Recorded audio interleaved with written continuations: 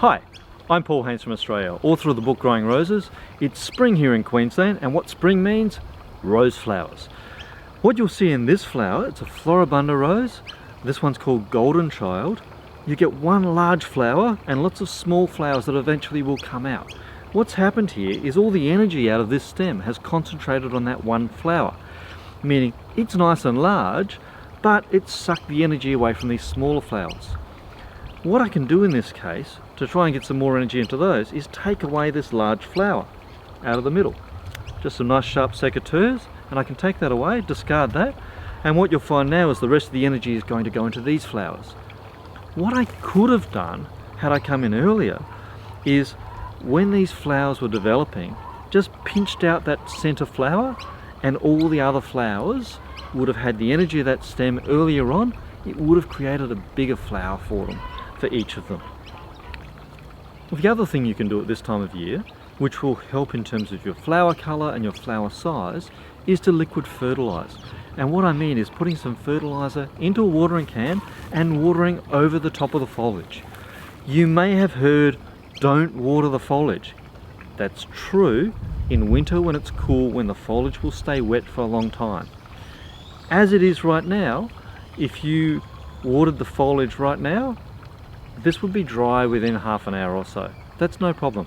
For black spot, the leaves have to be wet for 7 hours. A lot of diseases, it's 2 or 3 hours of the leaves staying wet. This time of year, no problem. Just water over the foliage. You can also use products such as liquid potash. I'm not paid to promote any particular product. It's whatever brand that you get. This is what I use. And what I find in a watering can, hold a watering can over the bush for a count of about 5 seconds, and that will get 5 bushes out of one watering can. That will strengthen the stems. It will increase your bloom color.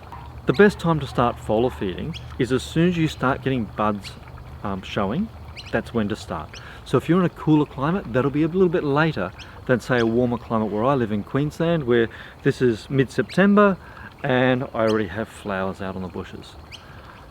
You'll see here on this bush of honey perfume, I have one here that has a less developed flower, where I can simply, in this one, take out this center flower just by pinching it out by hand, and that will just snap off, take out that bud, and then the stem, the energy of the plant will come into these buds instead, and they'll be larger.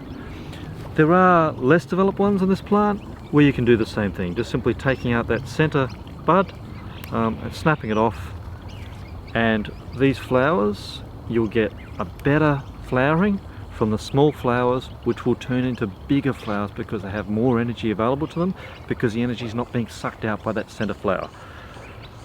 All of these sorts of tips you can find by joining your local Rose Society and talking to Rose Society members.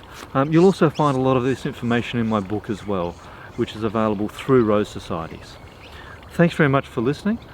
I hope you've got something out of this, and good luck with your roses this season. Just enjoy them, don't overthink them too much.